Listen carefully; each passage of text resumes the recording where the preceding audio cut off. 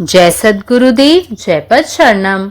मेरे सद्गुरु की वाणी परम संत महात्मा यशपाल जी महाराज का प्रवृत्ति में निवृत्ति गृहस्थ धर्म के लिए श्रीमद् भगवद गीता का गीता सुधा भाष्य अध्याय 9 श्लोक 8।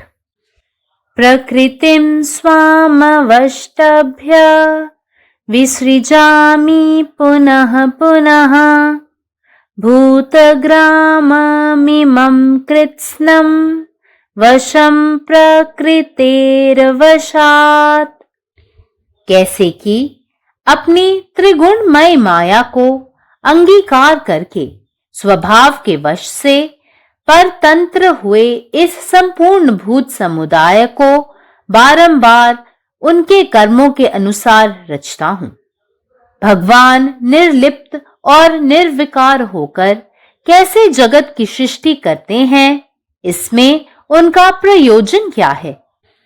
इस प्रकार के प्रश्नों का मन में उठना स्वाभाविक है।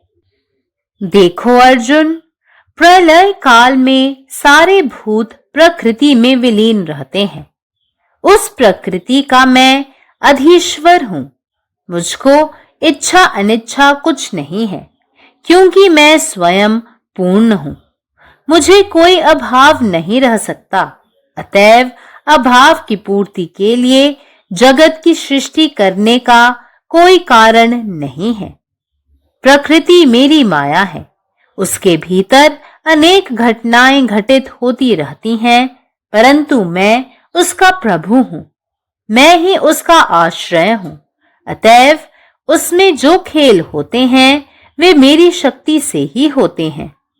इसी कारण जान पड़ता है कि मैं ही सब कुछ करता हूं, परंतु मेरा कोई प्रयोजन न होने के कारण मैं उन सारे खेलों से सदा निःसंग रहता हूं।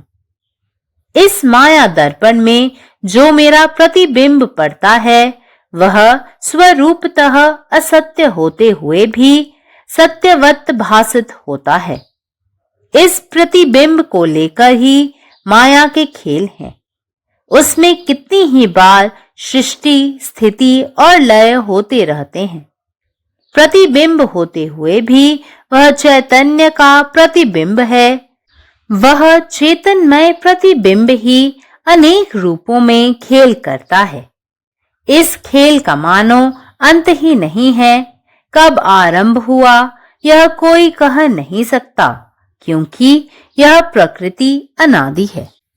यह प्रकृति जब पुरुष के वक्षः स्थल में सो जाती है तब जगत का प्रलय हो जाता है, परंतु प्रकृति फिर जगती है। इस प्रकृति के जागरण के साथ उसके सारे खिलौने भी जाग उठते हैं। पुरातन कर्मों के कारण भूतों के जिस स्वभाव की सृष्टि होती है, उन स्वभाव के वश में लाचार होकर खेलने आते हैं।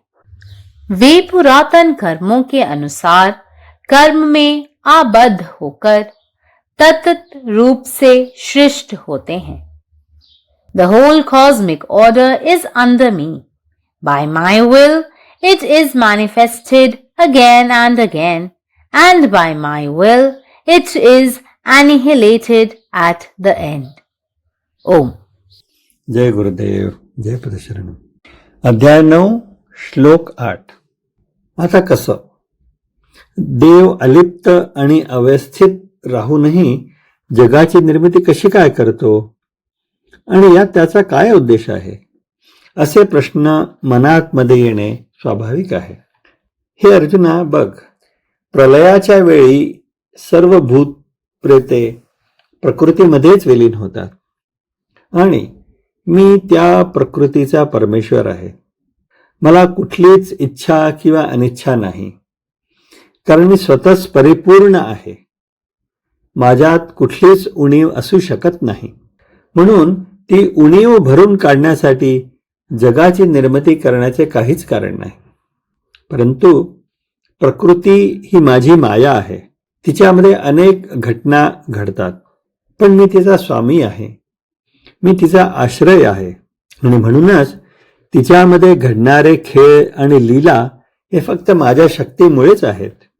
यामुळेच असे दिसते की मीच सर्व काही करत आहे. तरीही माझा कुठलाही उद्देश नसल्यामुळे मी या खेळापासून अलिप्त राहतो.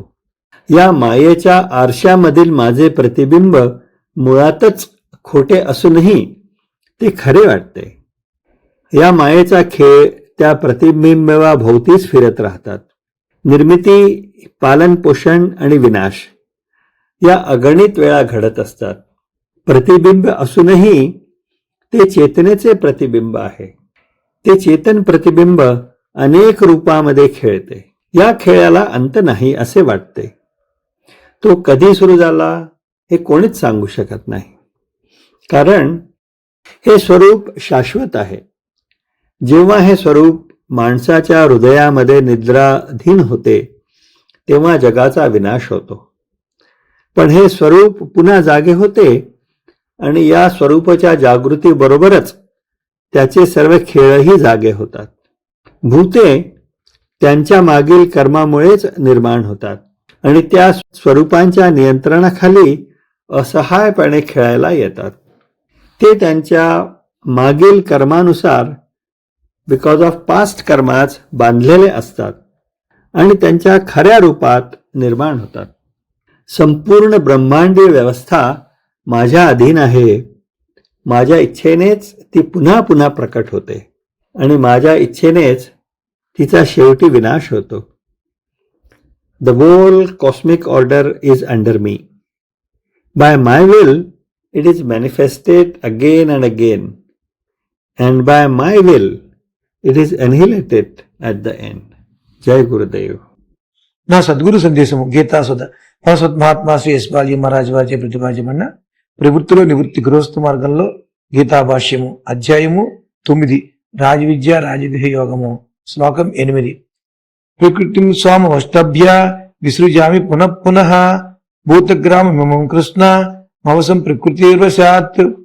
ఎలాననగా నా త్రిగుణమాయను అంగీకరింపచేసి స్వభావవశమున పరతంత్రమైన ఈ సమస్త ప్రాణుల సముదాయమును అనేక మార్లు వాటి కర్మానుసారము సృష్టిస్తాను. భగవానుడు నిర్లిప్తుడు, నిర్వికారుడు అయి ఉండి ఈ జగతిని ఎలా సృష్టిస్తాడు? ఇందులో దగ్గర ప్రయోజనం ఏమిటి? ఈ విధమైన ప్రశ్నలు మనసులో జీవించుట స్వాభావికమే. చూడొచ్చిన ప్రళయకాలంలో సమస్త ప్రాణులు ప్రకృతిలో లీనమై ఉంటాయి. ఆ ప్రకృతికి నేను అధిపతిని. నాకు ఇష్టము అయిష్టం అనేది ఏదీ లేదు. ఎందుకంటే నేను స్వయం పూర్ణుడను. నాకు లోటు అనేదే ఉండజాలదు. అందుచేత లోటును పూడ్చుకుంటకు జగతిని సృష్టింపచేసే కారణము నాకంటూ ఏదీ లేదు. ప్రకృతి నా మాయ. దానిలో అనేక సంఘటనలు సంఘటిల్తూ ఉంటాయి. అయితే నేను దానికి ప్రభువును, నేనే దానికి ఆశ్రయాన్ని. అందుచేత దానిలో ఏ విన్యాసమైతే జరిగిందో అది నా శక్తితోనే జరిగింది.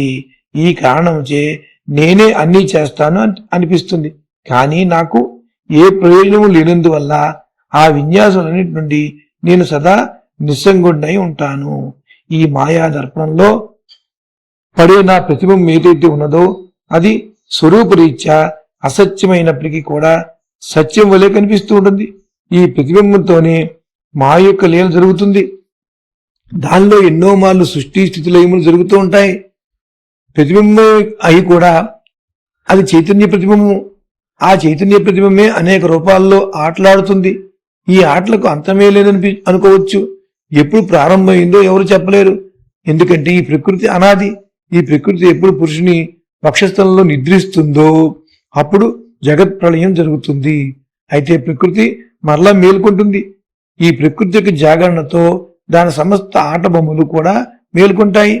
పురాతన కర్మల కారణంచే ఏ స్వభావం గల ప్రాణుల సృష్టి జరుగుతుందో ఆ స్వభావమునకు వశమయ్యి తప్పనిసరి అయి అవి అభినయించడానికి వస్తాయి. అవి పురాతన కర్మను అనుసరించి కర్మాధీనమై అందుకు తగిన రూపములలో సృష్టించబడతాయి. పరమాత్మ నీవే ఉన్నావు, నీ ఇష్టమే జరగాలి. జై సద్గురుదేవ్, జై బసవన్. സദ്ഗുരുവിന്റെ സന്ദേശം അധ്യായം 9 ശ്ലോകം 8.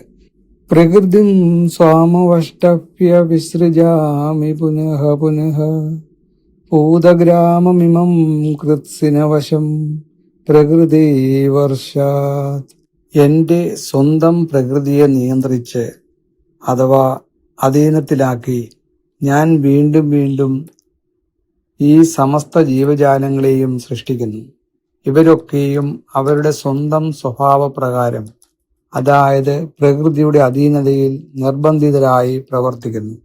ഭഗവാൻ തന്റെ പ്രകൃതിയെ ആശ്രയിച്ചാണ് സൃഷ്ടി നടത്തുന്നത്. ഈ സൃഷ്ടി ഒരിക്കൽ മാത്രമല്ല, വീണ്ടും വീണ്ടും നടക്കുന്നു. എല്ലാ ജീവികളും അവരുടെ സ്വഭാവം, അതായത് സത്വ രജസ് തമസ് അനുസരിച്ച് പ്രകൃതിയുടെ നിയമങ്ങൾക്ക് വിധേയരായി ജീവിക്കുന്നു. അവയ്ക്ക് പൂർണ്ണ സ്വാതന്ത്ര്യമില്ല. ഭഗവാൻ നിർലിപ്തനും നിർവികാരനുമായിരിക്കുമ്പോൾ എങ്ങനെ ഈ ലോകത്തെ സൃഷ്ടിക്കുന്നു? അതിൽ അവിടുത്തെ ഉദ്ദേശ്യം എന്താണ്? ഇത്തരത്തിലുള്ള സംശയങ്ങൾ ഉണ്ടാവുക സ്വാഭാവികമാണ്. അർജുന, പ്രളയകാലത്ത് എല്ലാ ജീവികളും പ്രകൃതിയിൽ ലയിക്കുന്നു. ആ പ്രകൃതിയുടെ അധിപൻ ഞാൻ തന്നെയാണ്. എനിക്ക് ഇഷ്ടമോ അനിഷ്ടമോ ഒന്നുമില്ല. കാരണം ഞാൻ സ്വയം പൂർണ്ണനാണ്. എനിക്ക് ഒരു പോരായ്മയുമില്ല. അതിനാൽ ഒരു കുറവ് നിറയ്ക്കാനായി ലോക സൃഷ്ടി നടത്തേണ്ട കാര്യമൊന്നുമില്ല. പ്രകൃതി എന്റെ മായയാണ്. അതിന്റെ ഉള്ളിൽ അനേകം സംഭവങ്ങൾ നടക്കുന്നു. എന്നാൽ ഞാൻ അതിന്റെ പ്രഭുവാണ്. ഞാൻ തന്നെയാണ് അതിന്റെ ആശ്രയം. അതിനാൽ അതിൽ സംഭവിക്കുന്നതെല്ലാം എന്റെ ശക്തിയാൽ തന്നെയാണ് നടക്കുന്നത്. ഇതുകൊണ്ടാണ് ഞാൻ തന്നെയാണ് എല്ലാം ചെയ്യുന്നത് എന്ന് തോന്നുന്നത്. പക്ഷേ എനിക്ക് യാതൊരു വ്യക്തിപരമായ ഉദ്ദേശ്യവുമില്ല. അതിനാൽ ആ മുഴുവൻ കളികളിലും ഞാൻ നിസ്സംഗനായി തുടരുന്നു. ഈ മായ എന്ന കണ്ണാടിയിൽ പ്രതിഫലിക്കുന്ന എന്റെ രൂപം യഥാർത്ഥത്തിൽ അസത്യമാണെങ്കിലും സത്യമായിട്ട് തോന്നും. ഈ പ്രതിബിംബത്തെ അടിസ്ഥാനമാക്കിയാണ് മായയുടെ കളികൾ നടക്കുന്നത്. അതിനാൽ പലവട്ടം സൃഷ്ടിയും നിലനിൽപ്പും ലയവും സംഭവിച്ചുകൊണ്ടിരിക്കുന്നു. പ്രതിബിംബമായിരുന്നാലും അത് ചൈതന്യത്തിന്റെ പ്രതിബിംബമാണ്. ആ ചൈതന്യമായ പ്രതിബിംബം തന്നെ പല രൂപങ്ങളിൽ ഈ കളി നടത്തുന്നു. ഈ കളിക്ക് ഒരവസാനവുമില്ലെന്ന് തോന്നും. ഇത് എപ്പോൾ ആരംഭിച്ചു എന്ന് പറയാൻ കഴിയില്ല. കാരണം പ്രകൃതി അനാദിയാണ്. ഈ പ്രകൃതി പുരുഷന്റെ ഹൃദയത്തിൽ വിശ്രമിക്കുമ്പോൾ പ്രളയം സംഭവിക്കുന്നു. പിന്നെ അത് വീണ്ടും ഉണരുന്നു. പ്രകൃതിയുടെ ഉണർവിനോടൊപ്പം അതിലെ എല്ലാ രൂപങ്ങളും വീണ്ടും സജീവമാകുന്നു. പഴയ കർമ്മങ്ങളുടെ ഫലമായി ജീവികളുടെ സ്വഭാവം രൂപപ്പെടുന്നു. ആ സ്വഭാവത്തിന്റെ സ്വാധീനത്താൽ അവർ വീണ്ടും വീണ്ടും ജനിക്കുന്നു. പരമാത്മാവ് നീ തന്നെ, നിന്റെ ഇഷ്ടം പൂർണ്ണമാകട്ടെ. ജയ് സദ്ഗുരുദേവ്, ജയ് പതിശരണം.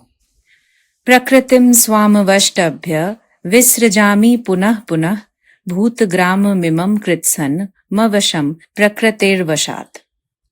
किना हम अपन त्रिगुणमयी माया के स्वीकार क स्वभाव के अधीन ऐ समस्त भूत समुदाय के हम बेर बेर हुनकर कर्मानुसार रचैत छी। भगवान स्वयं निर्लिप्त आ निर्विकार रहितो केना जगत के सृष्टि करैत छथि आ एहि में हुनकर प्रयोजन की छनि? एहन प्रश्न के मन में उठनाई स्वाभाविक अछि। देखू अर्जुन, प्रलय काल में सब भूत प्रकृति में लीन रहैत अछि। ओहि प्रकृति के हम अधीश्वर छी। हमरा किछो इच्छा अनिच्छा नहीं अछि, कियाक तऽ हम स्वयं पूर्ण छी। हमरा कोनो अभाव नहीं भ सकैत अछि। तें कोनो अभाव पूर्ति लेल जगत के सृष्टि करबाक किछो कारण नहीं अछि।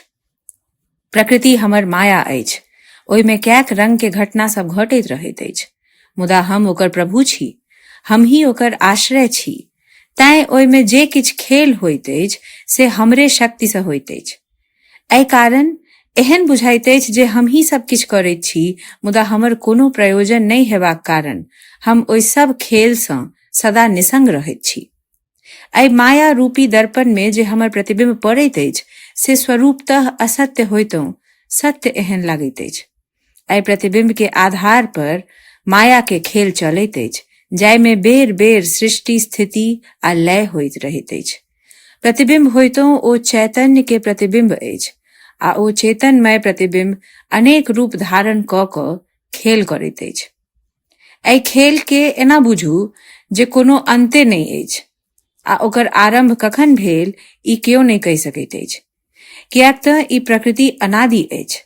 जखन ई प्रकृति पुरुष के वक्ष स्थल में सूतल रहैत अछि तखन जगत के प्रलय भ जाइत अछि, मुदा फेर ई प्रकृति जागैत अछि आ ओकर संगे ओकर सब खेलौना सेहो जागि उठैत अछि।